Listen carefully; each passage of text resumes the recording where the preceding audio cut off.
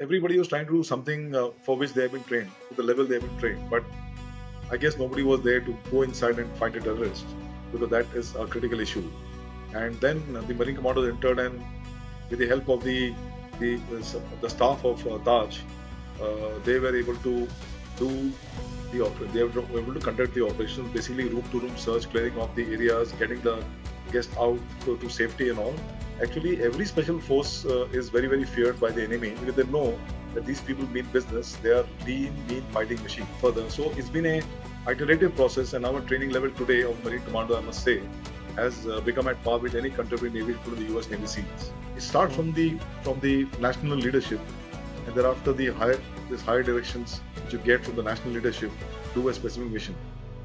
But like for example, Balakot wasn't easy. Uri wasn't easy. Somebody has to take decisions. Hello, friends.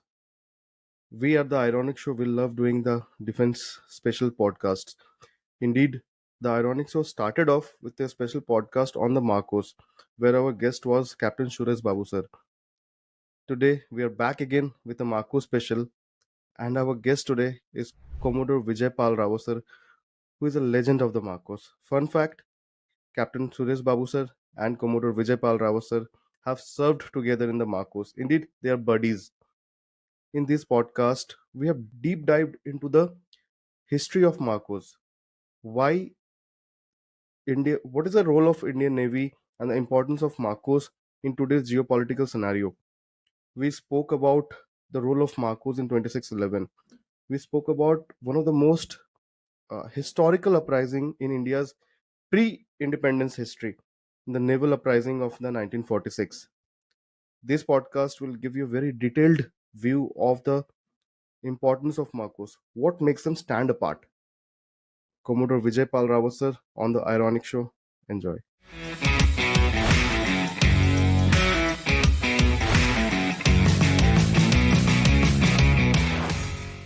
Commodore Vijaypal Rawat sir, sir, very warm welcome to the iRonik Show, and we cannot thank you enough for taking out the time out of your schedule and spending the time with us, sharing your knowledge with us, uh, and we hope to learn a lot from you on this podcast.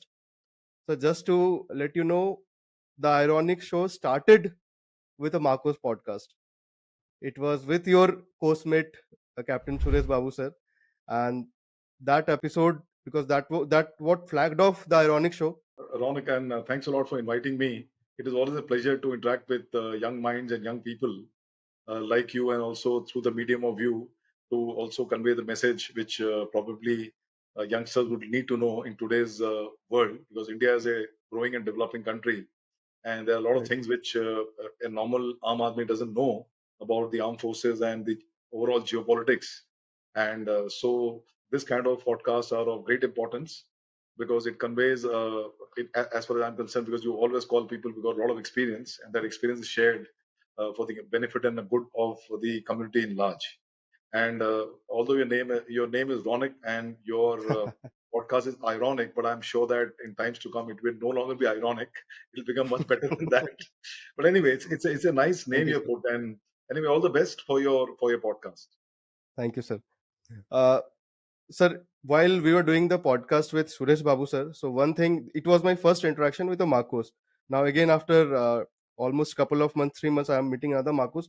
So one thing that comes across in your Marcos avatar, obviously, no one would like to mess with you, right? You guys are those, sorry to use this language, badass people with your gears and the armors and everything. But this avatar, when I'm just speaking to you, as a person, when we are connecting with you, it's an absolutely different avatar, which is very soft spoken, very helpful kind of attitude. And Suresh Babu sir also mentioned this, that we don't involve in small skirmishes, and the kind of training that we go through, it really humbles us. So how is that I asked him also this, how is that transformation possible? Actually, it is not that, when you say that, we are badass and all, and every day and every minute we are badass. It's not like that. Even while being in the service and while being actively involved in Marine Commando activities, we were badass, maybe only for the enemy, not for the people who were around Right. you, Exactly. because our training dictated, our training and the kind of profession we joined dictated. that we follow the dictates of the government of India, and whatever was told by the government of India in terms of combat, we followed it. So it's badass, maybe a colloquial term which is used by the outsiders. But as far as Mhm. insiders are concerned, though we are high-end soldiers and combatants available in India because of our training and the kind of weapon and equipment level we have, but when it comes to interpersonal relationship, we are perhaps the best people you can ever find because in the Indian Navy, the bulk of the people who are in the Marine Commando force are from Haryana. So Right. they're normally called JATS, JATS, and JATS is, if I take it as an acronym, so it expands to jovial, active, and tough. So that's the best way I can sum up. And my one question to you is, I mean, how did you involve Suresh Babu for a 1.5 hour episode? Because I have spent enough time with him both on surface, while doing exercises, underwater, and even while in service, in a staff office. He cannot actually stay awake for more than 1 hour. So kudos to you if you're able to gather information from him in terms of this podcast which you had, and that to the opening podcast. Right, sir. Sir, it was, it is a pleasure, absolute honor for me today, and it was an honor for me that day. The way Suresh Babu sir just opened up and started sharing all his experiences and everything, I was just stunned. If you have seen that podcast, I was hardly speaking. It was the first thing was that it was my first podcast, and then when Suresh Babu sir just took over the show, and it was really blessing for us. He's a very good speaker and he's got wealth of knowledge, and he's done so many Right. skydives and all. Sometimes most of people feel very people like us who've done training together. I didn't get opportunities like he got to be more in field because I got involved in a lot of staff work, and even that is very important. But so he Right. has world of experience, and I'm sure that that episode would have immensely contributed towards enhancing the knowledge of the people who must have watched Absolutely, it. sir. Absolutely, sir. Sir, before we deep dive into the importance of Navy or the Marcos part of it, I would just like to know about your background, how this passion for uniform started, and how did you get into Navy and then Marcos, how it all started. Actually, see, my father was in the Navy, and Okay. we belong to armed forces family out and out because my grandfather fought the First World War in France, and Hmm. my Nanaji he fought the Second World War in Burma border, and thereafter my father joined the Navy in 1946, just before the partition, and he was trained in Karachi. As those days we used to have something called as boys entry in the Navy at the age of 14 and Hmm. 15 years, and having been born in this kind of a family, and if you see, my elder brothers was in the army, retired as a colonel. My younger brother still serving in the Navy as a captain. My father-in-law was in the Gurkhas, retired as a colonel.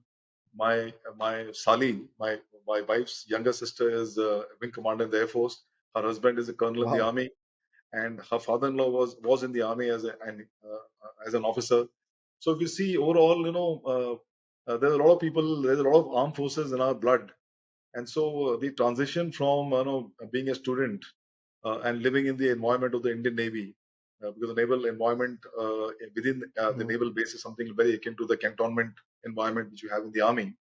And I guess there is a lot of psychological impetus you get when you staying in this kind of atmosphere, seeing white uniform right out and out throughout the day.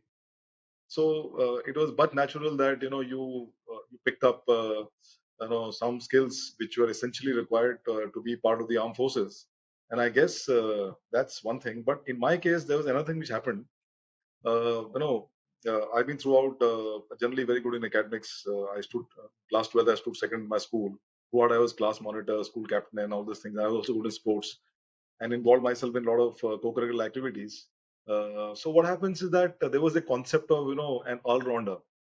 So our Hmm. parents always wanted us to become all-rounders in the class, and so did our class teachers that you must be all-rounders.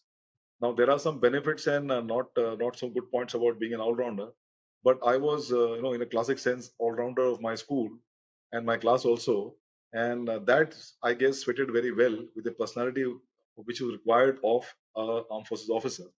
So my principal and my class teacher, even they used to tell me that I think you got this, you got a kind of personality which would actually be greatly of use for you if you join the armed forces. So these, I guess, are some of the building blocks. I would say the starters, which forced us, not forced us, which propelled us towards, adhering to this kind of job. While you were speaking, you gave me almost 10 podcasts so with your family members. So it was.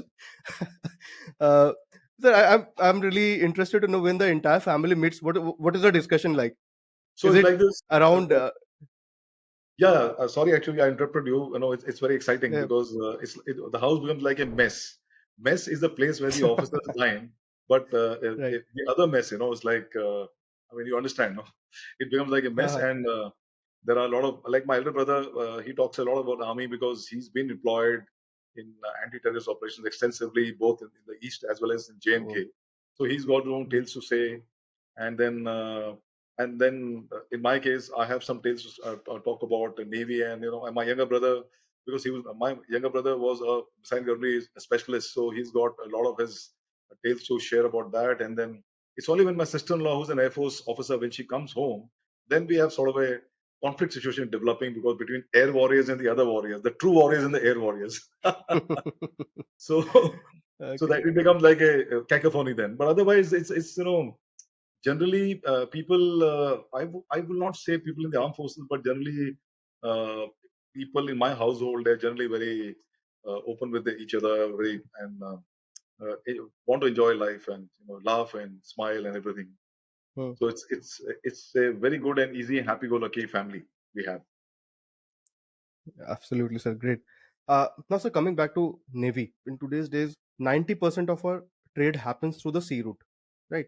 I think that makes Navy that more important for any country to strengthen their naval forces, right?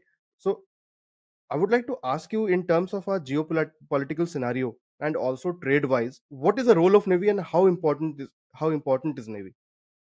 See, if you do a scan of the history of on Hmm. last even thousand of years, the predominant force in the world has been that country which had a very dominating presence of maritime trade. And a link with the maritime trade was their navies. They may not have called it navies those days, but akin to a armed force which could actually protect their trade and also help them conquer new lands.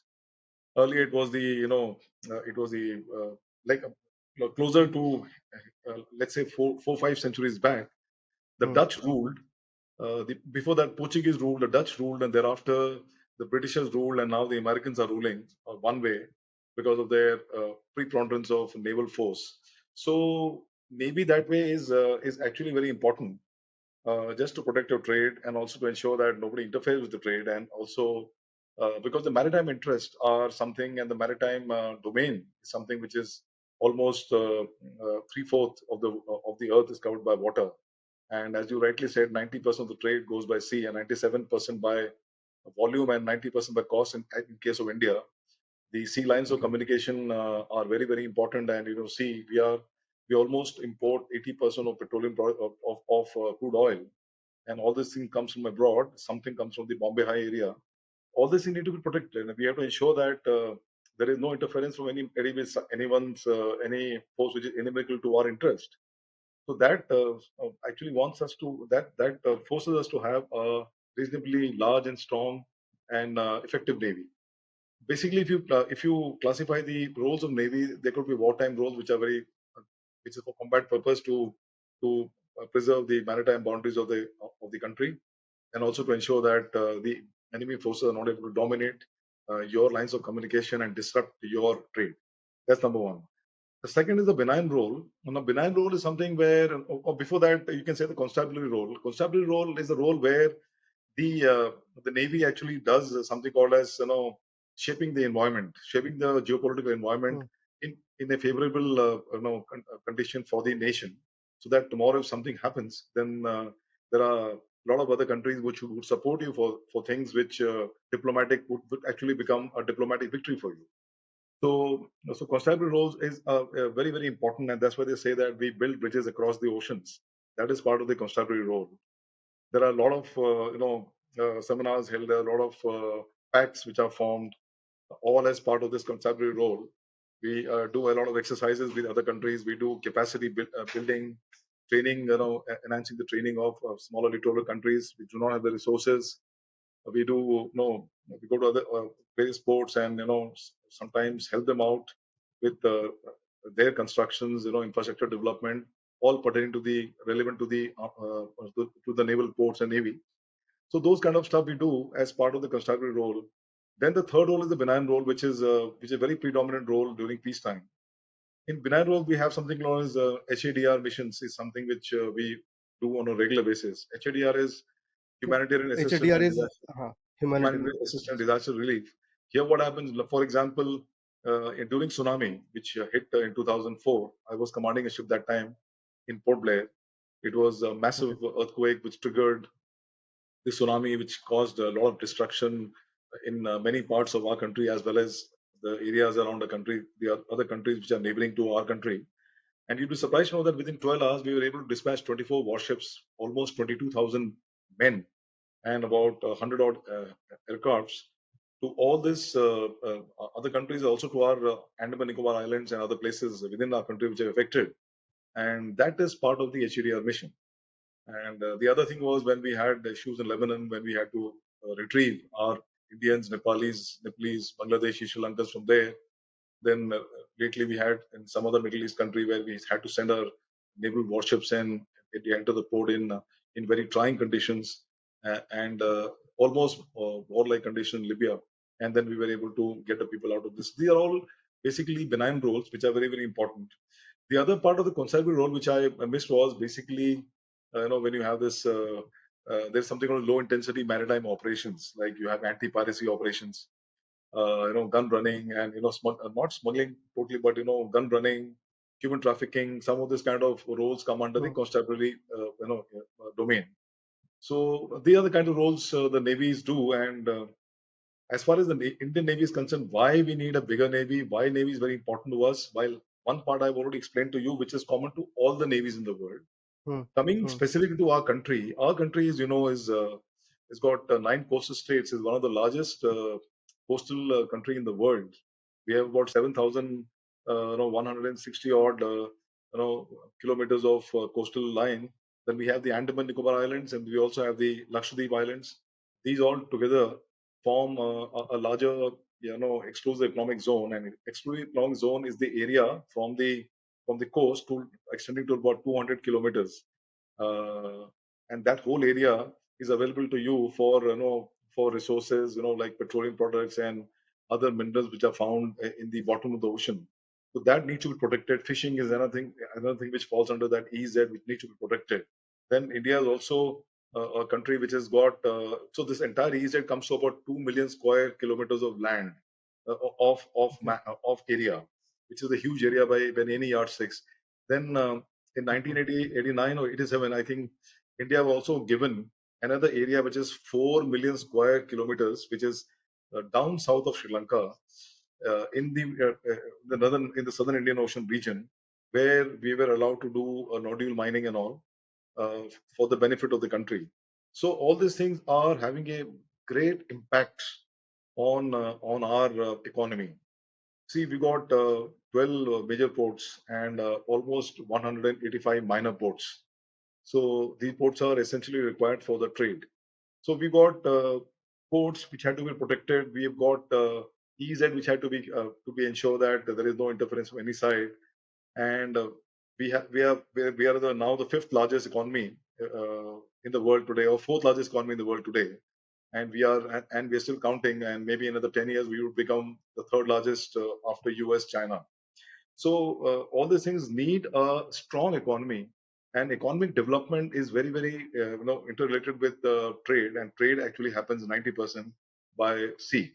So that's the reason why I guess, logically, you need to have a larger and more powerful navy, which is very effective. So that's the route which the government of India has actually charted for the growth of the Indian Navy. And sir, also now we are covered by very hostile, our neighbors. So with that, considering that factor also, now our navy's role and obviously other armed forces role, it becomes critically, I mean, critical for us to protect, because we had one incident of 2611, right, wherein they infiltrated through the sea route. Now after 2611, I believe there was some Prahari or something. I'm not exactly able to recall that Yeah, name. it's called Saga It was Prahari formed Bal. to protect. So you want to know Okay. about the entire construct which happened No, after no, sir. 2611, which was a very, very unfortunate incident, and Marine Commando had a Exactly. role to play in flushing out terrorists from the Taj and also from the other places where they had entered. Of course, along with National Security Guard and other security forces, including the Mumbai police. That I'll cover later if you ask me. But Sure. as far as this is concerned, after 2611, there was a coastal commands formed, and on the top is the naval CNC. Under him, all the state machinery also gets involved. All state machinery of all the coastal state which come under that that area of AOA of the command, they also fall under them for doing this kind of coastal security aspects. So now what happens? The entire water body from the coast till EZ has been decided that the first from the coast till harbor till about 5 nautical miles will be the job of the marine Hmm. police. From the 5 nautical miles to 12 nautical miles, which is the territorial waters, will be essentially the coast guard, and Coast Guard from 12 to from 5 to EZ, which is 200 kilometers, will be the job of the Coast Guard. Beyond that, will be the job of the Indian Navy. So that's the kind of division Okay. of areas, zones have been made, and that is number one. Number two is that the we know India has got more than 4 million fishermen in the last count. 4 million Hmm. fishermen is actually the entire population of New Zealand, and the entire population of Singapore comes to around 4 million. That many amount of people are doing fishing on a daily basis in our country. So you can see that the entire coast is dotted with small, small fishing boats. We got more than 2 to 3 lakh fishing boats. Although these fishing boats are specific to a particular region, and one regional fisherman will be able to actually make out the other fishing boat coming from the other region, and there could be some issues there. So that was one area, I believe, and that's the route which these people had taken. They actually took one fishing boat which actually belonged to Mumbai, and that was hijacked, and the rest, the story. I don't want to repeat it. So what has happened is that the best people are the human intelligence. So these fishermen and the fishing community which are there, along with the state machinery, are now they are the eyes and the ears of the government of India as far as coastal security is concerned. And believe me, we as Marine Commandos do a lot of simulated exercises where we actually simulate ourselves as the terrorists or the enemy forces, and we try to enter into from the coast, from the sea. We try to enter into not exactly Mumbai city, but we enter into naval vital areas and vital points to attack them. Basically, it is the same thing. And believe me, it is not very easy these days, because you get picked up. You get picked up, and police chases you, because Hmm. some fisherman has seen your boat or something, and they tip off the police. And before you land in the coast, there is a policeman or police vehicle standing there to receive you. So those things are there. So now it is people have become very aware, very cautious. And Hmm. one of the spin-offs of the entire this machinery which have been kick-started after this 2611 attacks, is this that people have become more aware of their security, because security cannot be the responsibility only of the government. It has to be the individual Exactly. responsibility of everybody, I agree. because ultimately it affects them. So that is one Hmm. thing which has happened. Now also we have set up something called as IFC. IFC is the Information Fusion Center, which is there in Gurgaon, and also IMAC, the Information Management and Analysis Center. So what happens? All the information of coastal radar chains all across India and in other island territories and all, they are all collated and fused there, and so that we get a large collage of pictures. So we can literally make out each and every moment of each and every maritime asset which is moving around, be it a small boat or a large ship. All you have to do is that click that particular icon, and you get which ship is, what is the name of the ship, from which port, last port of call, next port of call, what is the cargo it is carrying, how many is the crew, and all this kind of information is easily available to you. That's called the white shipping information. Then we have tie-ups with other countries, and they also had a similar kind of white shipping information they share with us, and like that, a huge collage is made, and which is converted into information after a great deal of analysis. Also, another issue was that there's something called as AIS, automatic identification system. So normally, what happens, there is, there's a regulation called UNCLOS. UNCLOS is basically, in layman's word, is for most of the maritime nations to follow the rules of the road, basically. Like you have, if you're driving a motorcycle or a car in a road, so you need to follow some rules of the road, traffic regulations. So simply, like, we have something called as UNCLOS. So basically, they are actually United Nations laws of the sea. So there are a lot of people. There are almost 62 countries which have signed this UNCLOS. US has not signed. China has not signed, but they do loosely follow the tenets of this UNCLOS. So UNCLOS is basically a guiding principle as to how you need to behave when you are actually utilizing the ocean, which is basically a global common. So as per that, every boat which is more than about 10 or 11 meters is supposed to have a AIS. Now they've reduced it to 7 meters. So that means most of the fishing boats fall in that category. So ISRO has taken an initiative. They made a small AIS which is now fitted into all the boats. So exactly the position of each and every boat, I guess, is now known to the Indian Navy through this mechanism which has been now set up. So overall, it has become like well nigh impossible for anybody try to do this same thing or repeat of 2011. It's actually is going to be very difficult. Although I would say that a determined person can do anything, but Exactly.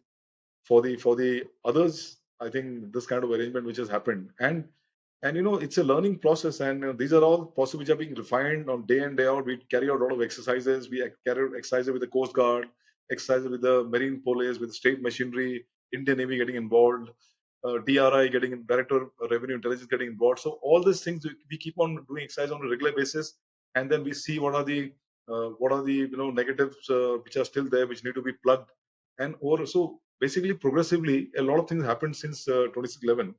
And today, I can, when I left, maybe in 2020, I can say that I would rather proudly say that we have become like a fort which is cannot be penetrated.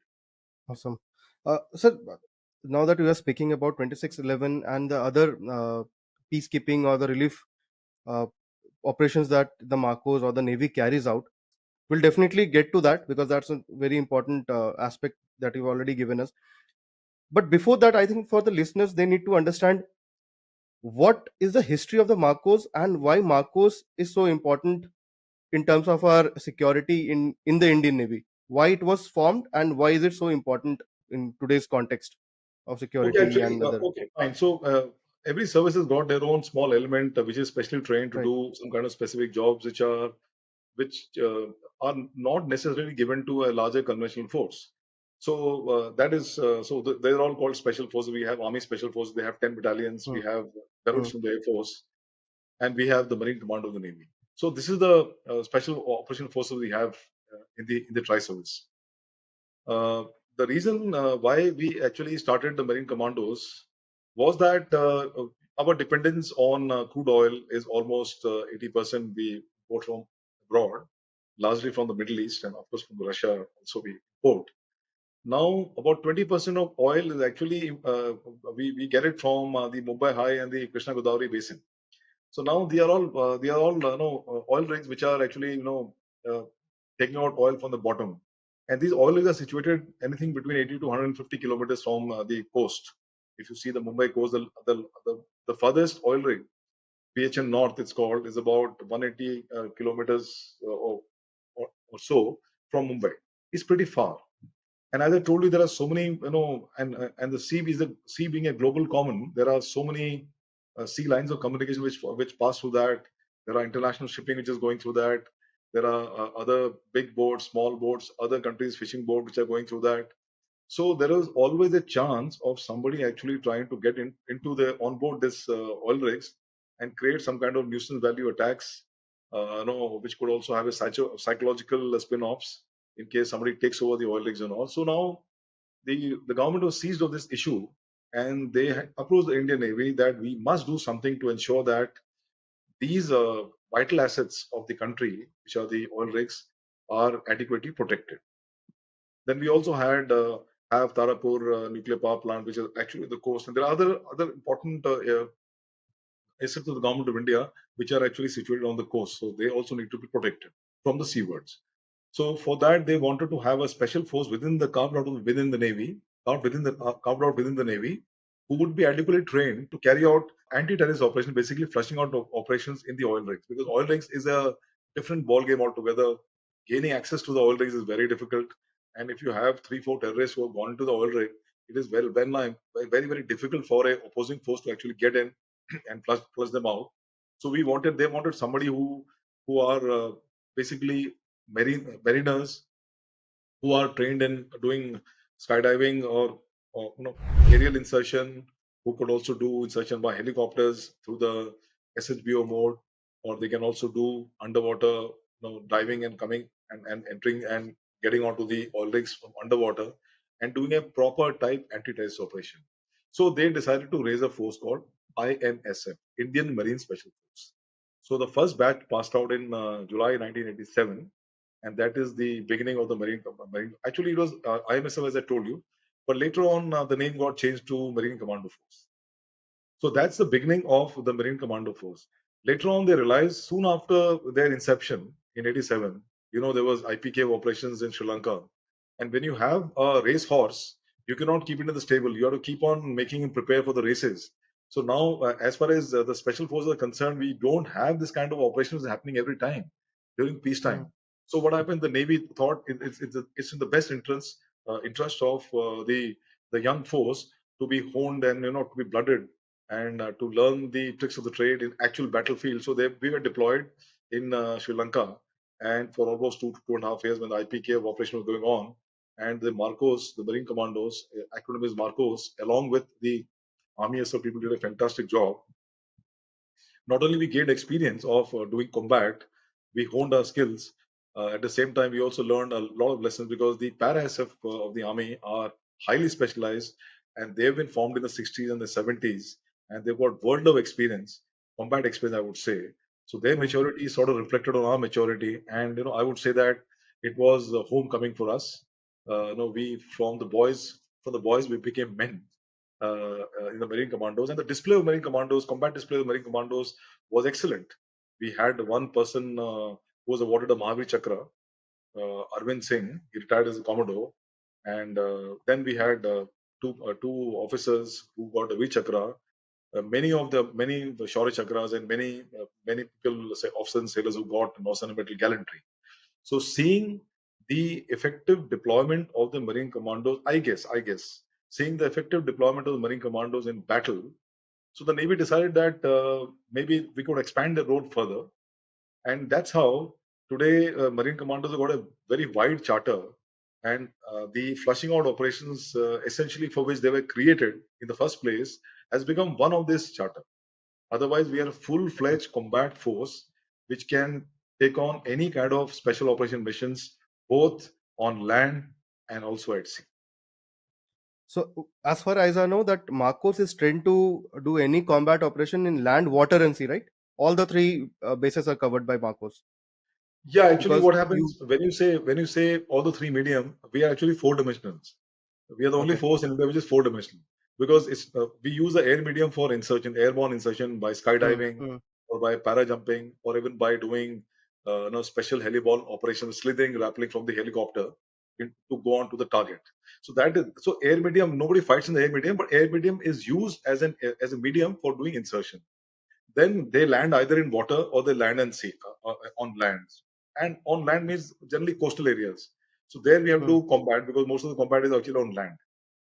And then if there is a requirement to do combat at sea, that would entail, climbing onto a oil rig which has to be taken over from the terrorist, or there is a, suspect boat which is anchored off somewhere, and then we have to storm that boat and do this kind of operations. That is another thing we have to go on. So now sea also becomes a medium, both on surface and underwater. So we have boats for insertion and extraction of marine commandos on the surface, and we also have assets which can go underwater. and do the operation. So basically, it becomes four-dimensional force. Okay.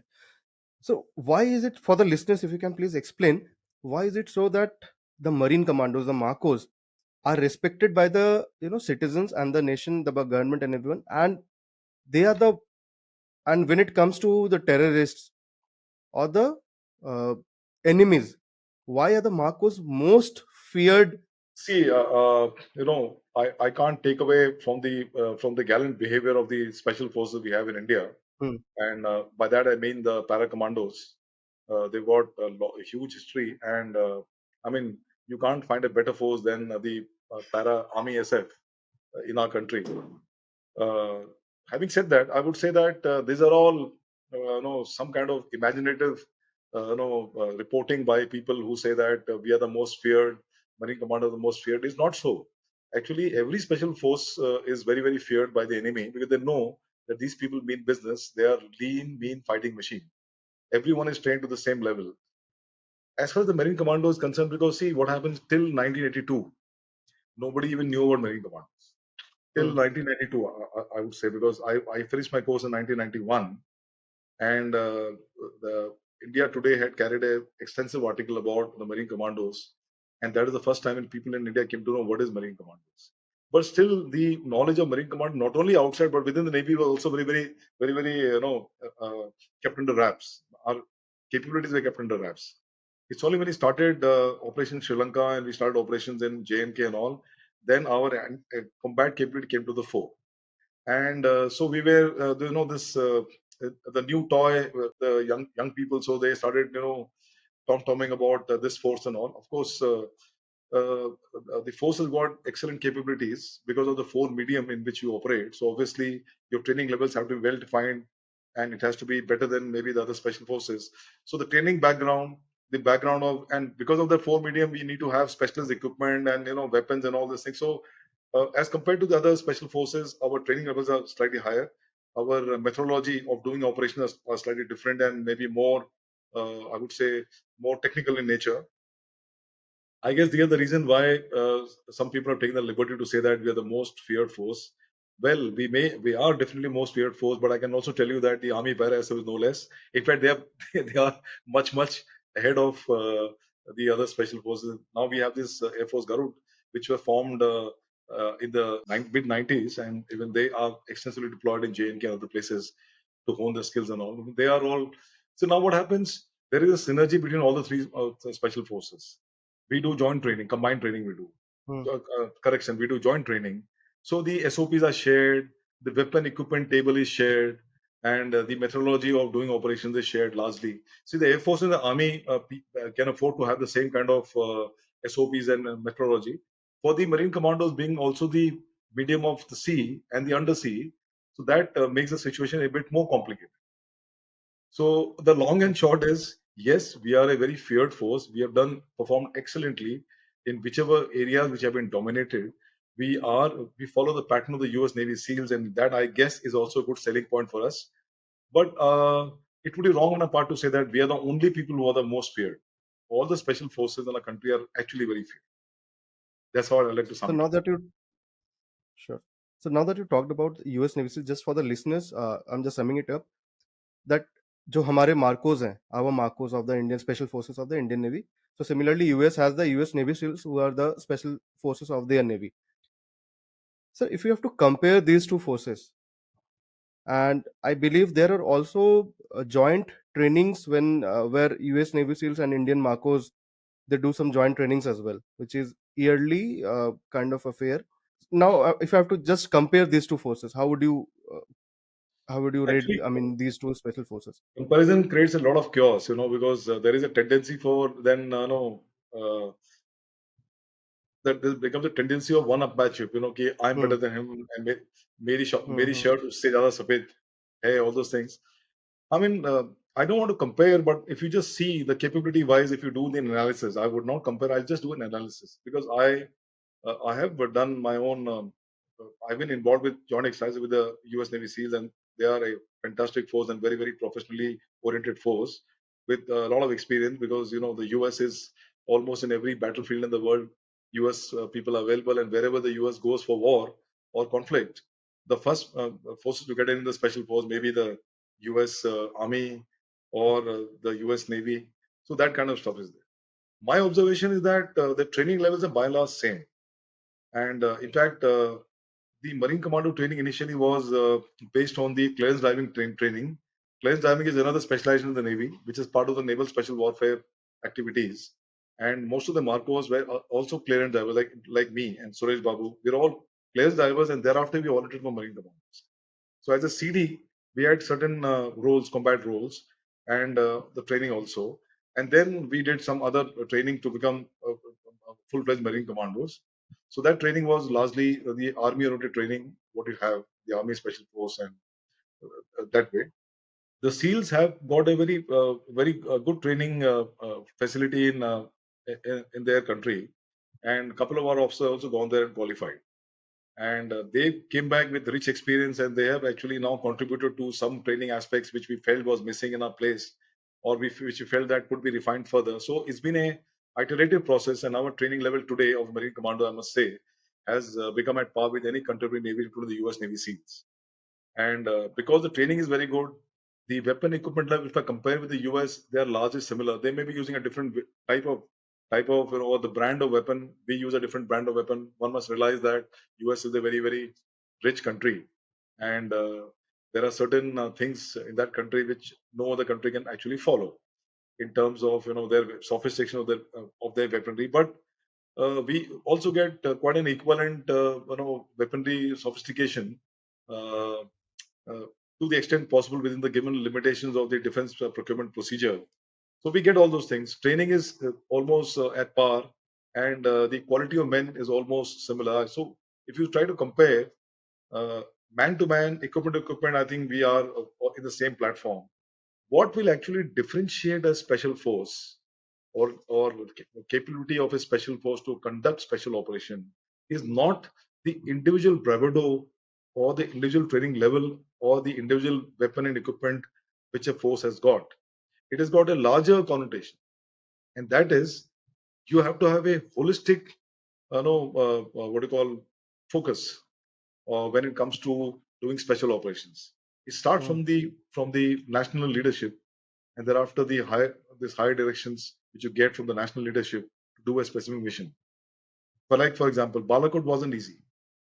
Uri wasn't easy. Somebody has to take decisions. They are all very tough decisions Correct. because it can actually, Absolutely. there is something called as, the spectrum of warfare from the low, medium to high, and one has to be within the given threshold so that we do not scale up and it escalates into unnecessary, unwanted conflict, which can conflagrate into a full-fledged war, and that is not beneficial for a growing economy like our country. So one has to take calculated risk, and uh, it is a great amount of leadership which comes into play. So first is the national leadership, then is the leadership in the armed forces, then comes us, people like us who have to actually execute the things on the ground. So these things now Correct. also, what is the kind of intelligence you have? What is the kind of assets you have for insertion, extraction of people? What is the kind of human you have? What is the coordination and cooperation between various other intelligence agencies of the country and their reach in that area where you actually go to do operations? All these are factors which are very critical when you do special operations. So from that point of view, comparing with the US becomes slightly more lopsided because obviously they have got a larger number of assets. They are worldwide presence is there, and obviously they have just to hunt down Osama bin Laden, they had deployed 10,000 what do you call intelligence operatives, and they were actually digging deep in areas for almost 10 years. And the kind of assets they have, I don't think any other country in the world has got. So having said that, I would say that man to man, equipment to equipment, we can compare with the US Navy SEALs, even the capability wise, whatever tasking which we have been given, we have been able to execute it and execute it timely and in a condition as expected by our higher ups. So from that point of view, we've been able to meet all our commitments, operation commitments, and they also meet all the operation commitments. So from that point of view, it's a tick mark to both the forces. But the larger aspect which I talked about needs to be considered, and that's something which is beyond my paycheck. Okay. Sir, so US Navy SEALs, if I'm not wrong, were the forces that were used to kill Osama bin Laden, right? Infiltrating into Pakistan and then finally killing Osama bin Laden. So similarly, जो हमारे Marcos हैं, the our Indian Marcos. So what combat operations, what important combat operations? So one you have also already mentioned, the 2611. So what other important combat operations has the Marcos, where the Marcos was involved? See, actually, whichever operational deployment the Navy has been tasked to do, it has been Hmm. spearheaded by the Marine Commandos. Be it Somalia, we Okay. were there. Be it Sri Lanka, we were there. Operation Cactus, when that the plot people tried to destabilize the government of in Maldives in 19, Operation Cactus, 1988-89. That time also we were there. We are in Jammu and Kashmir also. So wherever there's been an operation deployment of the Navy, Marine Commandos have been in the forefront. Now, having said this, I would say that the kind of operation which you do may not be compared with the kind of operation the U.S. Navy SEAL does, because as I told earlier, that they are extensively deployed, and there are areas where there's conflict Hmm. zones where the U.S. is always deployed. We being a principal country, we do not unnecessarily take panga like this, and we do not. Hmm. So our deployment has been limited to whatever is our national interest, and our national interests entailed certain deployment which we had, and I just mentioned to you the other places where we have deployed, and deployments have been good, and the tactical utility has been excellent. 2611 is one out cases that is not classically a deployment for the Marine Commando, because that is job of the National Security Guards. But we being there, and there is also something called as aid to civil power, when Hmm. the civil administration approaches the armed forces to provide them support to conduct an operation which at that point in time may seem beyond their capabilities. So then, that's the way the Navy was deployed, and that's how the Marine Commandos came into the scene during the 2611. Otherwise, that technically, classically, is not an operation, because we have been trained to do the same kind of operation, but not in the civil area, but in within Hmm. the naval areas of responsibility. So if you could please just explain what was the role of Marcos in 2611. So in 2611, I was also posted there in a unit which is co-located with the Marine Commando. So I had a bird's eye view of what was happening and what all decision was being Hmm. taken. I can't say that I was the one who's planning it, but yes, the commanding officer of both the units were my juniors, and so to that extent, we were having a lot of give and take before they planned operations. So when the operation started, before the Marine Commandos were pressed into operation, it appeared to be a gang warfare between Gavli and D gang, which used to happen in the Okay. 90s and the early 2000s, and thereafter actually somehow it stopped. So, but then when initially it happened, so people thought it is a gang war which has started again. So that amount of seriousness was not, that amount of clarity was not there. As things unfolded, they realized that maybe it is slightly more than gang warfare, and that's the time when the Chief Secretary of Maharashtra raised, he actually escalated the matter, and then the Navy got involved. And when the Navy got involved, so then the Marine Commando were tasked, and the Marine Commando finally actually came to the target area around midnight on 26th. And when they came there, they realized that the whole area has been cordoned off by the Maharashtra, civil administration, Maharashtra police people. They were the anti-terrorist squad of the Maharashtra police there. Everybody was trying to do something for which they have been trained, to the level they have been trained. But I guess nobody was there to go inside and fight a terrorist, because that is a critical issue. And then the Marine Commandos entered, and with the help of the staff of Taj, they were able to do they were able to conduct the operations, basically room to room search, clearing of the areas, getting the guests out to safety and all. At around 4:30 in the morning, they had the first what you call firefight with the terrorists. They were actually holed up in one of the conference room, where Marcos entered inside, and they fired at the Marcos, and one of the Marcos got hit, though it was not fatal, and he fell down. And then he chucked a grenade, but the grenade didn't burst. Those guys ran Okay. away from there, jumped from the window, and one of the guys turned back and chucked a grenade. That also didn't burst. So that was the first time when people realized it is not. And then when these people ran away from there, they left in a hurry. So a couple of the bags and all were there. And finally, they were searched, and it was realized that they are Pakistani intruders. So now it became confirmed that we are actually fighting against the terrorists. We're not fighting against Hmm. those Gavli or the Dawood gang people, because their level of combat is much inferior to what a terrorist can actually offer you. So then things became more serious. Meanwhile, the energy was already tipped off and they were on the way. But then it takes time for the energy also to come from Manesar, and then Right. to come to the scene of operation, which takes a couple of hours. I mean, it's natural. There's nothing that one can do because of the geography. So in that interim period of couple of hours, the Marine Commandos were now actually doing the kind of operations which later on the NSG did, and in a better manner. So that's how it happened. Then I would say, in simple terms, those terrorists were actually killing without any resistance and opposition from the other side. Now became very cautious and started running around for their life. So obviously the killings came down, and the I would say the hunters became the hunted. So that's a major job which the Marine Commandos did. And next day morning, and in that entire overnight operation before the NSG was brought to bear on the target, almost 166 civilians were taken out from the hotel and rescued. Okay. So I would say that it was rescued by the Marine Commando, combined team of Marine Commandos, the Mumbai Police Anti-Terrorist Squad, and of course the Taj staff, which are very helpful. And I would say very brave, because this kind of, I can visualize myself that when this kind of things are happening, and you don't know there's a visible enemy, a phantom enemy from anywhere the fire can come. Why will a Hmm. civilian take risk of to his life? He could have just hid himself and thought and said, "Ki, maybe it's not my job, it is police job, it is Marine Hmm. Commando job, it is NSG job. Why should I risk my life? I'm the only bread earner for my family." So it takes a great amount of physical courage for a civilian, for any person be, to actually say that, okay, I will lead you and I will support you, which is what the Taj staff did, and kudos to them for this great job they've done. Without them, things would have taken a different and ugly turn. So that's what I would say about. And the next day morning, when NSG came, then NSG took on the operations, and NSG is masters in this kind of operation. This is the specific domain of the NSG, and they're perhaps the best force, I would say, in the world to handle this kind of emergencies. But why the role of Marine Commando became very important and very critical is because it's like something like, if you have a heart attack, so there's a golden period.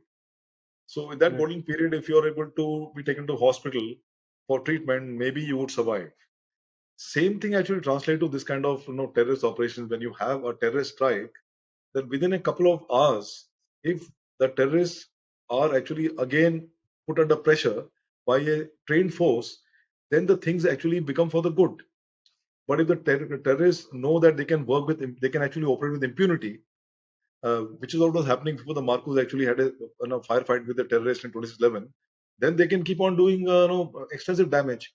So once you are able to bring your forces to bear with the opposing force, then they become a bit more cautious. This is what happened, and that's how the role of Marine Commando, though very small, but were highly critical for the safe conduct of this entire operation. After that, once I did, of course, there's it was not a very good site, but then Taj was under renovation, and they've Hmm. renovated in quick time. But if you go to Leopold Cafe, in fact, last year I went with my wife, you could still see the bullet marks in Leopold Cafe, where a couple of killings happened there also. So Right. it's a sad reminder of what actually happened on 26/11 in Mumbai. It shook actually the country. It shook Mumbai people, and it shook the country. But Mumbai cars are very resilient people. They have Hmm. seen so much of tragedy. The 1993 bomb blast, then Zawari Bazaar bomb blast of 2011-12, Yes. then this, and then the couple of blasts Train which happened in blast. the trains also, local trains. Mumbai people have seen so much, but they're very resilient. It's a There is a strong spirit in Mumbai, so one can't beat that. Sir, I don't want to. I apologize if I'd be putting you on the spot with this question. Uh, it could sound a very stupid question, but I just have to ask you: when these sort of things happen, like 26/11 or any other terrorist operation, so obviously, being a soldier, you have to follow the commands that comes in and quickly respond and uh, do everything what is required at that point of time, right? And I can understand that the kind of high pressure job a soldier is in, nothing matches that. But when everything is over, when everything is done and dusted, when you just sit down and probably recall the whole incident, what happened, what's the feeling? Because as civilians, as residents of the country, within us we have that feeling of anger, यार the वो हमारे हाथ में कोई बंदूक दे दे तो हम घुस के उसको मार के आए, तो वैसी फीलिंग आ जाती है when something of this sort happens. So what is the psyche of a soldier at that point? What happens, a soldier in that regard is slightly different because uh, when you give with power comes element of responsibility. So a weapon in the hand of a soldier is different than a weapon in the hand of a civilian. See, and when a situation like this happens, so emotions are supposed to rise in everybody, and that emotion can lead to chaos. And if you don't handle the emotions intelligently, then probably it can go out of hand. What happens? The training in the armed forces are geared up to ensure that such kind of control on the emotions for this kind of situations is gained by the trainings. So the entire focus of the training is on this professionalism and uh, ensuring that the emotions don't overtake logic when it goes to war fighting when you're deployed in combat. Of course, preparing the people for combat, you need to give the josh and enthusiasm and that emotional talks and all is very important. But that is where it ends. Once you are near the target, you're focused on your operation. It is like this, Hmm. very simple here. It's how a doctor approaches the patient for operation. Same thing actually happens in an operation like this. So when the Marine Commando, not only forget about Marine Commando, when the armed forces people do this kind of operation, they will go for an operation with adequate planning and preparation, and they will do the operation and come back, and then they will actually reflect upon the operation as to what happened, what went wrong, what was good, what SOP need to be changed. So there is no time for any emotions. Of course, having said this, I would say that we all are human beings. There is always emotions, and we have Indians are very emotional people as such. So there will be some emotional outbursts, but then it's controllable by virtue of the kind of training which we. Thank you, sir. Sir, now other than the combat operations or the anti-terror operations that the Marcos gets involved into, you also mentioned that Marcos is also involved in a lot of peacekeeping and lot of disaster relief HADR operations. So what are the those memorable operations or not memorable, because those operations where some could have been very unfortunate for some of the families that may have lost their family members during those time. So what are the larger operations, peacekeeping or relief operations that Marcos has been involved, where you have been personally involved? See, actually, first I'll talk about the Naval Special Warfare organization comprises of two specific, I would say, specializations. One is the clearance divers. They're all qualified divers, combat divers. Hmm. And one is the Marine Hmm. Commandos. The training levels of Marine Commandos in diving is almost similar to what the CD's clearance divers training is, and they have the similar kind of capabilities. So both can be deployed together for any HADR mission. So in HADR mission, what we are doing, we are actually going, suppose like Tsunami, for example, where I was involved, you are going, taking, a ship is being taken inside with all the provisions, medical stores and, other kind of food items and all, water. It had to be taken to an island. And when you take it to an island, because of the tectonic forces and all, what has happened is the underground topography has changed. The Hmm. cranes have fallen down. The jetty is broken. Now, how do you bridge this last mile connectivity?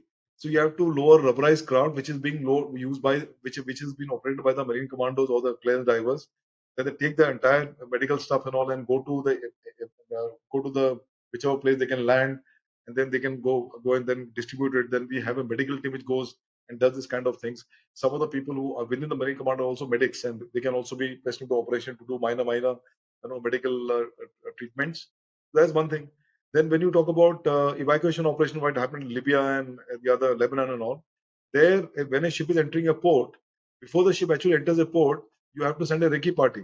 The recce party will be essentially the Marine Commando. They will go on, with their surreptitious means and then try to recce the area where the area is safe for the ship to come, because ship is a very expensive entity. It's got over 4 to 500 people on board, and if there is a threat to the ship, then it is better the ship doesn't go there in an enemy port or in a port which has not been well defended. So the Marcos are the first wave which goes there and sanitizes the area and then gives a go ahead. Yes, everything's fine. Ship can come inside. And till the time the entire evacuation is taking place, they will actually act like guards, as to retaliate any of the nuisance attacks by the terrorists there or the people who are actually trying to create some chaos in that country. So those are the kind of operation we do. Then if there is if you saw, there was a tragedy in 2013 in Kedarnath. That time Right. also we were pressed into operation. We used to slow down from the aircraft to see for any survivor or maybe recovery of dead bodies and all. Extensive deployment also does happen during the cyclones, and which is very frequent actually. Now the monsoon season comes, the entire you know uh, Coromandel coast gets affected, right from Tamil Nadu right up till Orissa coast and all, and West Bengal coast. So there sometimes there are unfortunate tragedies which take place.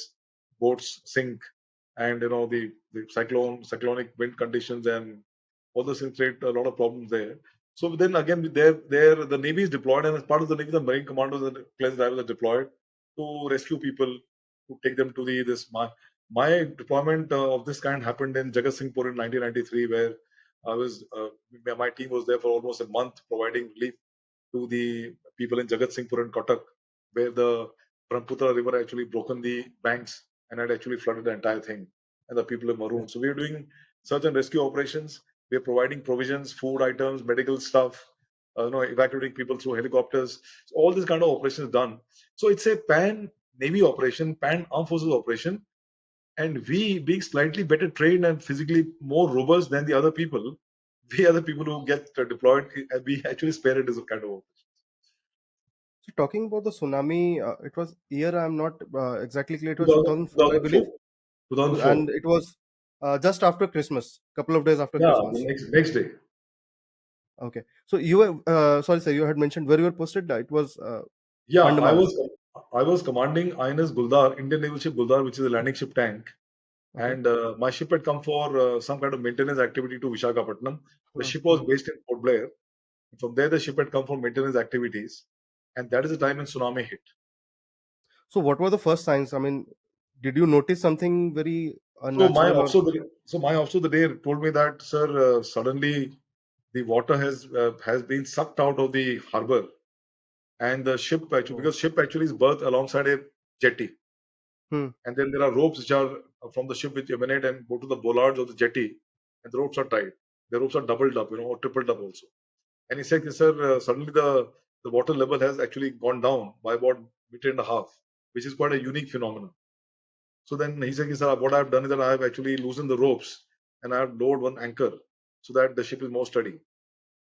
And suddenly, after 1 hour, he told me, sir, suddenly there was a gush of water, and now the ship has actually gone up by 2 meters or 2.5 meters. So now and there's a lot of strain in the rope and the anchor. So of course, he took preventive action as per the standard operating procedure, which is professionally clear to do.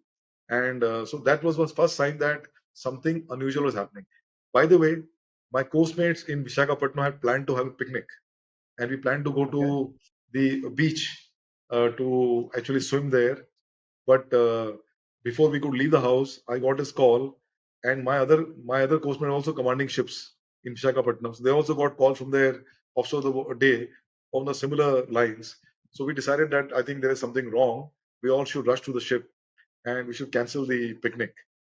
So that was the first day when it happened. But then the moment tsunami hit, as I told you that we all got pressed into operation. My ship was non-operational, so I could not sail immediately. But my other coastmates, their ships are all where they're commanding the ships. Their ships are all operational within 12 hours. As I told you, 24 ships, 20,000 sailors, and 150 more aircrafts and all were deployed extensively to do relief operations. I did relief operations post tsunami. So from March onward next year, I was extensive. My ship was extensively deployed for 6 months for doing relief operations. Because relief in tsunami, the damage was so extensive. I mean, you will be surprised to know if you go to Karnik Harbor, there were cars actually lying on top cars, Maruti lying Wow. on top of a coconut tree, and huge pontoons which are taken up on the small mountain hill, and extensive destruction. The whole area was decimated. I mean, what you see in National Geographic, that kind of picture I've seen when I should take my ship for doing the relief operations.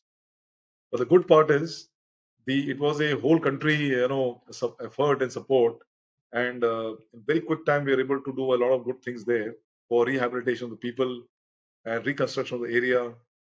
Whatever was destroyed, there were a lot of philanthropic organizations in India and also abroad who donated and gifted and things which were utilized very optimally for the resurrection of the people who were affected by tsunami.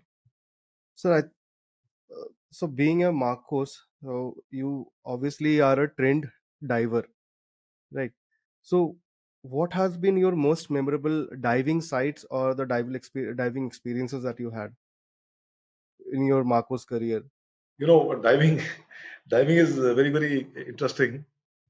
uh, we take a lot of risk in diving, but that's because diving per se is a risky business. Cleanse Right. diving, combat diving, the kind of diving which you do, mine cleanse diving, putting mines underwater, these are all risky, high Mm-hmm. risk operations. But the SOPs, the standard operating procedures, are so stringent that the risk factor is totally eliminated from the diving. So that is why to recall a situation where you are in a troubled situation underwater, I will have to actually concoct a story. But otherwise, things have been rather very smooth.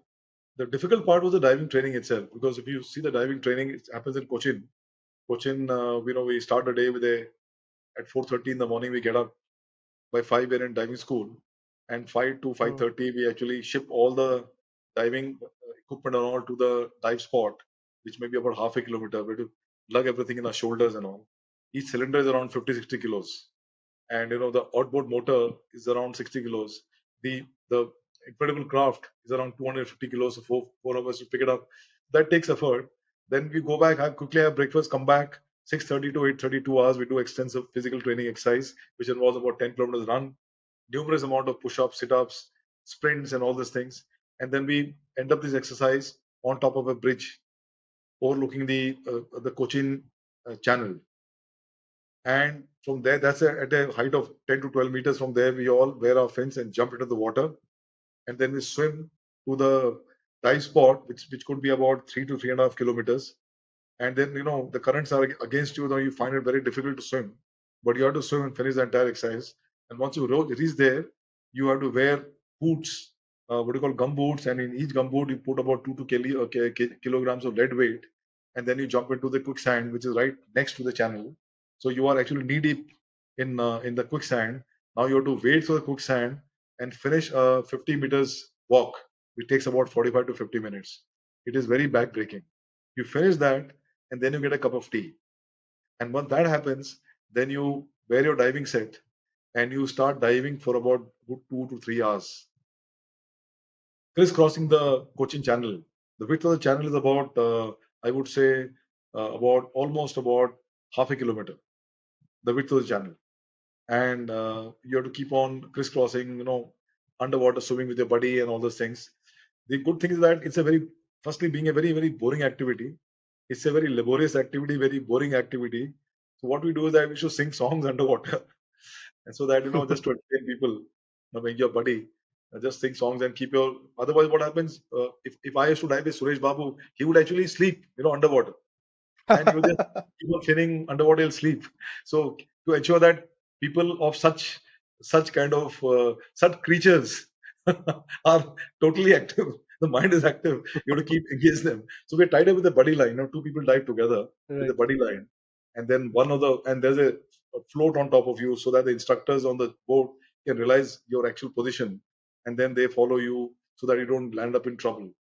So these Right. are the things. Then I also did, Suraj Babu and me, and our training also involved underwater, discrete craft where we pilot the craft. It's a it's a 7 meters long craft which can dive to a depth of 10 meters, and we can and it can operate for about 4 hours. So it's got a small compass, GPS, gyro. There's got all the like a small helicopter console sort of thing underwater, and then looking at that, you have to go underwater and navigate underwater to a target area and all. That is not very easy. That is slightly dicey, and you have to be very good pilot to do that kind of that kind of to operate that kind of boat. So overall, this is the thing. Nothing very very romantic about it. It is just that, see, it could become any small minor things because people have died doing this in the diving school. So I would Right. say that, but if you follow the SOPs and generally everyone is alert, so there nothing much happens. So there is no excitement. It is, you feel very tired, and then but you get over it. If you're this course, like what I told you, one day's activity I told you, then after lunch also, then you go back and do 3-4 hours of similar activity, and that goes on for about 8 months. So you can imagine where is our mental state, where is our physical state. Do you expect any adventure with this kind of state of mind? I don't think so. So while speaking to Suresh Babu sir, one thing I had asked him that when as civilians or any other person who is standing, on the beach, typically during the night, it is really the sounds of the waves and all that. It is also pitch dark at that point of time. It's really scary for us. And he mentioned that, Ronik, actually the night dives are very meditative, because True. it's absolutely once you are inside. I mean, once you have dived inside the sea, so there is no sound that you get to hear, Yeah. and it's really meditative. And you know that you're working for something, you have to repair something, or I mean, I'm not talking about any other operations, it's just normal dive routines. So any I mean, sir, aquatic animals or any sharks or anything which you have faced when while diving, faced in the sense, I mean, they have come very dangerously close to you. Have there been any instances as such? See, bulk of our diving training happens in within the harbor. And Right. normally in Indian waters, in the harbor, you don't find sharks or crocodiles or all. Of course, in Mm-hmm. Port Blair area now, there are sea crocodiles which have been sighted. My own ship, my diver was diving and he had to come up because there was a crocodile on sitting on top of the propeller. So that, but it's a far and few between sort of stuff. So wherever we have dived, we have not encountered any sharks. No. Night dive, you definitely can't see anything. Mm-hmm. The Indian waters are so murky, the harbors, other than maybe Karwar and some Port Blair and all those places, Chennai and all. Everywhere you can't even see a hand. Once you go 1 meter underwater, you can't see a hand. Daytime, forget about nighttime. So where can you see Okay. the animal? What I've encountered is jellyfish, and jellyfish could be very potentially dangerous. I've encountered jellyfish. Then I've encountered. Then when we went for diving exercise to Lakshadweep Islands, where there are clear waters, there we have found sharks. There we have found manta rays. There we have found this jellyfish and varied colored fish. Moray eel, which looks very deadly and dangerous. You're supposed to keep clear of them. They're not. See, Sure. most of the underwater animal kingdom does not attack you. It only attacks the prey. They have no business with you. You give them the domain, you remain away from the domain. There's no problem. It's only when you try to take some panga with them, then as a reactive action, they would do something which could hurt you and hurt you badly. We have seen sea snakes. Sea snakes are very prominent in Cochin channels. So when you dive underwater, especially when you're doing deep dives to 35 meters and 55 meters. So what happens? Again, you dive in a buddy pair, and you are given a supply of air from top. So it's a Hmm. big evolution. So there is a lot of safety and all ensured. Ship is also nearby. So there's a short rope. There's a rope which is with a weight of about 25 or 50 kg, which is on the other end. That is lowered by the ship, so that it becomes like a your reference point. And holding onto that rope, you have to go down to the bottom, and then do your operation there or swim with around that line. And when you come up, you have to do some stops in certain depths to dissipate the nitrogen which has been dissolved in the body. That's called decompression stops. It's mandatory. Otherwise, you can lead to depression, what you call decompression sickness, which could be fatal. So then you come, let's say if you're diving to 35 meters, you come to around 18 meters and stay for about 10 minutes. Thereafter, you go down to about 12 meters. And as you come closer to the surface, you find sea snakes coiled around in your that lead line, and that Okay. becomes problematic because I mean sea snakes are the deadliest poison. If they bite you, there is no antidote. But then there's no reported sign of any sea snake bite in the world, at least not in India. And this fishermen in Cochin, they remove the sea snakes from they got stuck in their net and just put them back in water. but whatever it is, they are the deadliest. So when you see a sea snake just 2 meters above your head, and then you have to now cross him, it becomes a big problem. You then keep on shaking that rope and hope like hell that the sea snake moves out from there. We've seen octopus also in clear waters, but no encounter which could be threatening, or no encounter which could lead to later on saying your to your grandchildren, कि, look, I did this and this happened, and then थोड़ा सा अपने तरफ से गप मारना शुरू करो, वो सब नहीं हुआ. So we are now coming to the towards the end of the podcast. I have one. I would request to just refresh our memory. One of the historical, piece of wherein Indian Navy was involved. It's the pre, just pre-independence, which was in 1946 when the Naval uprising happened. Right. Yeah, yeah, yeah. Right. So what I know, typically it was because of the biasness towards the Indian Navy and what the kind of food that there was served. It started from one port, and then it suddenly extended. I mean, within a span of 5 days, it got, I mean, escalated to till Karachi, I believe. So can you just refresh our memories on that? And do you believe that particular uprising, the naval uprising, was also one of the most important factors that hastened our independence struggle and everything, and we Yeah, got our actually, I have independence a reasons bit to early? believe that it led to the hastening of the independence which our country got. It is my opinion and view after having read a lot about the naval uprising of 1946. My father was also there at that time in the Navy, so even he used to Okay. tell tales which are not in the history books. So, thing is that what you rightly said, there were some issues with the Royal Indian Navy. What actually happened is that after the Second World War, there were millions of Indians who were recruited by the British forces to fight for them in a very distant land away from the country. So the soldiers earlier, what used to happen is that the Britishers had classified the Indian soldiers as martial race and non-martial race. So martial race were those people who were picked up by the Britishers and actually they were recruited in the armed forces.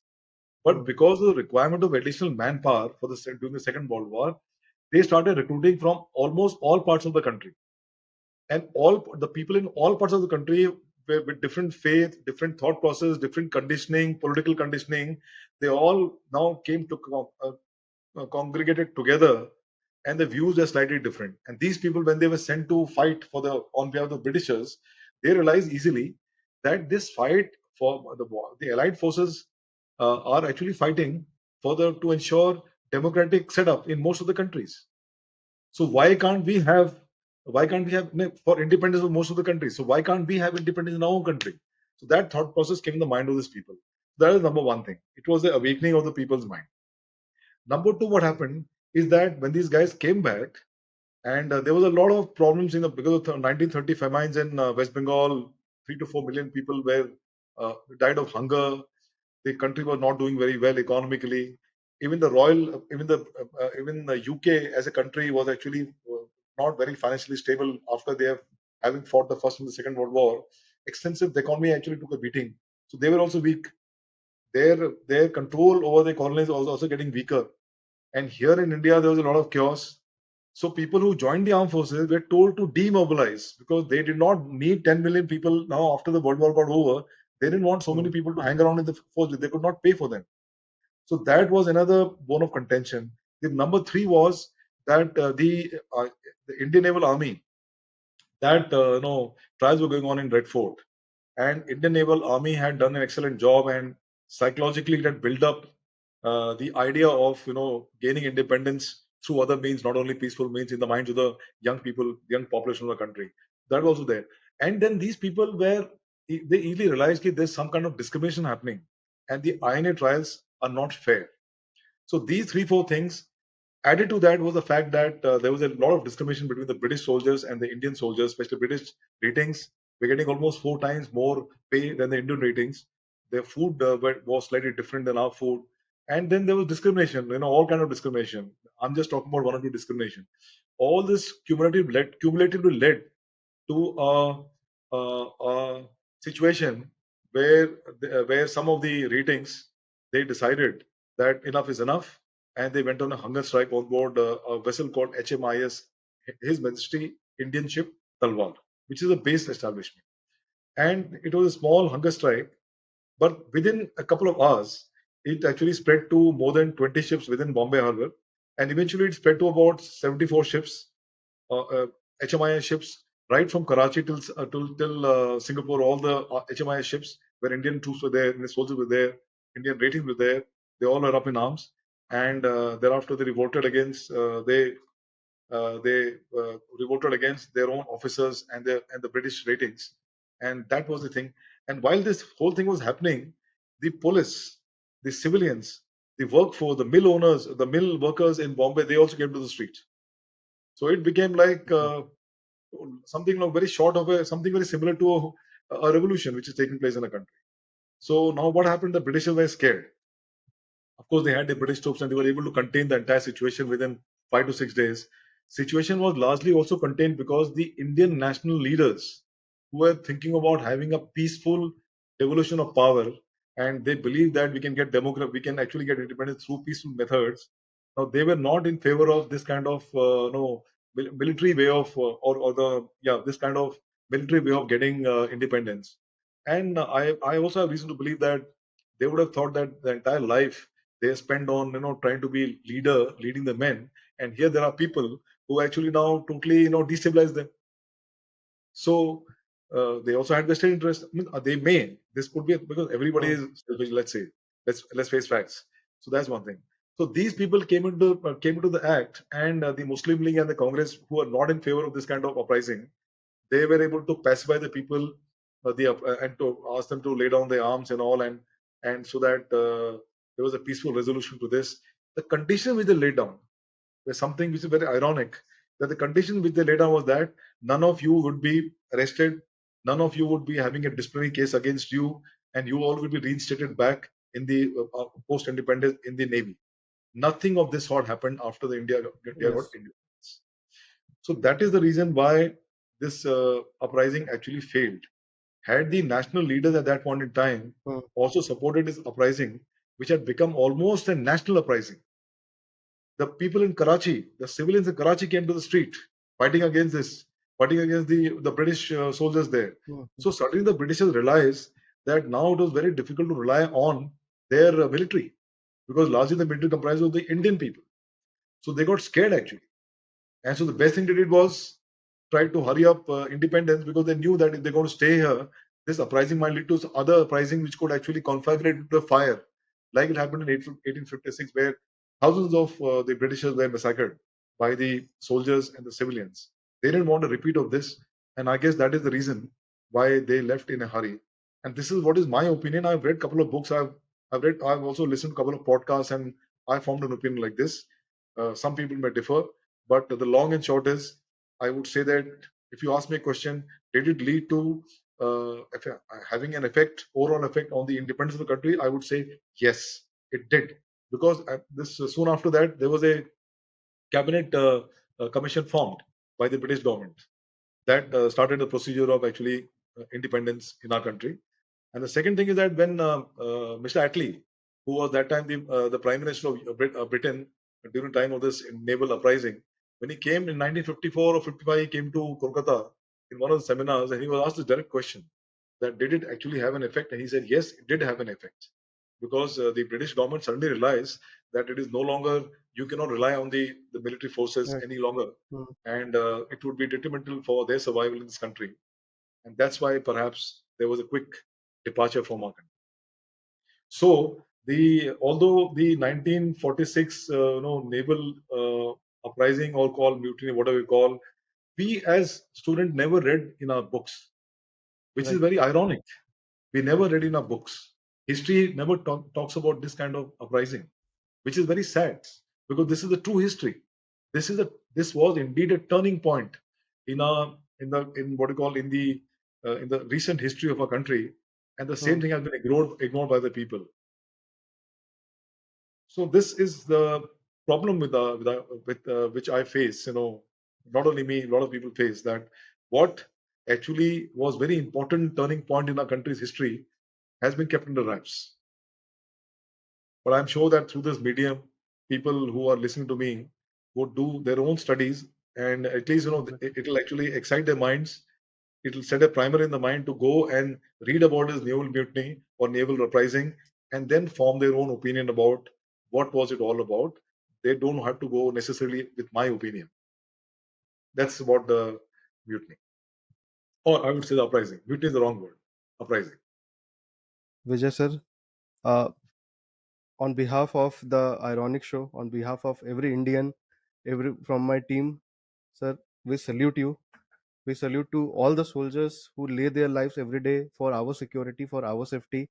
And I don't think we have much to offer to all the soldiers. Just that we can fold our hands and bow down our heads before your bravery and your courage that you have. So thank you so Thank much for your time. Thank you very much for inviting me. As I said in the beginning, it gives me immense pleasure to when you start interacting in podcasts like this, because some of the information you gain in the podcast is not easily available. You'll have to dig into Right. the libraries to get this kind of information. And Exactly. this is the give back time for people like us, veterans of the armed forces. Whatever is the experience, and in a very honest manner, we give it back so that people who listen to us will gain, and at least there'll be some amount of influence, the feeling of patriotism, the feeling of you being in a very you being part of a great country, because unless you Hmm. know all these things, you will always have a doubt about what kind of armed forces we have. Do we have armed forces which are equal to that country, or maybe the US is better than us and all? But through this medium of podcast, when you call a lot of people from the armed forces veterans, you would get to know that indeed it's a very healthy situation when it comes to the security forces of the country, the armed forces, who are doing so much, like other arenas, avenues of business and all in our country. They're also contributing immensely toward the safety and security of our country. Thank you very much for inviting me. It was a pleasure.